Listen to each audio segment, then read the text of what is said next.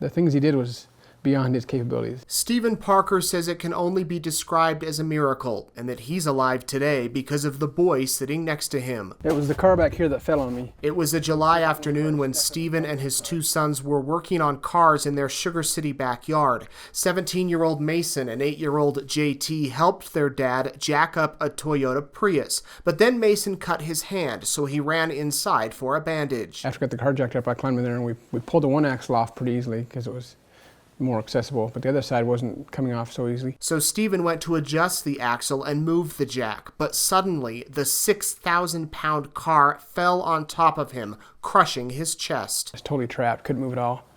And so I yelled at JT on the other side of the car, I said, jack it up quick, jack it up quick. And then I passed out, blacked out.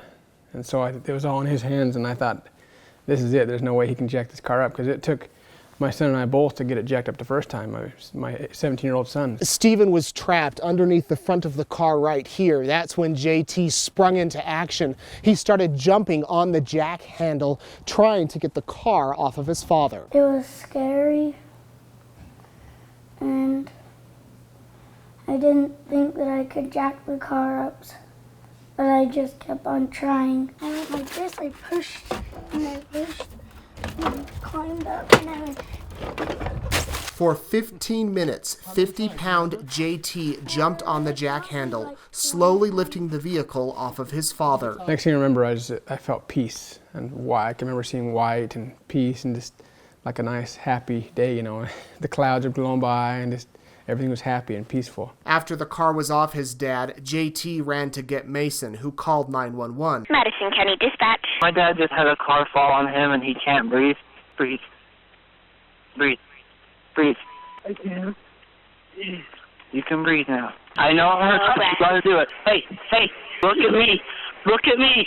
Meanwhile, Stephen's wife, Jody, arrived home. And when I got there, I saw my husband underneath the car, and my heart just sank, and my son Mason was on the phone with 911, and I didn't know what to expect. A medical helicopter landed in the Parkers' yard, and Stephen was flown to Eastern Idaho Regional Medical Center in critical condition. They did a bunch of scans on me, MRIs and all these EKGs, different things, and they found all they found was 6 broken ribs here and 7 broken ribs here, and that's all they found. JT, the hero. 2 days later, Stephen went home, and a week later, JT's parents recorded a video as they asked their boy to jack up the heavy car again.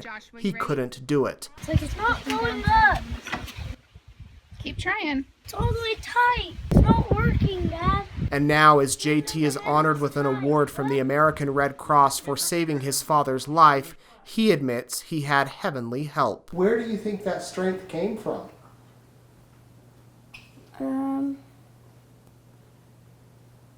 Angels. We believe my grandpa, who's passed on, and my sister who died, we believe they were helping him. A miracle.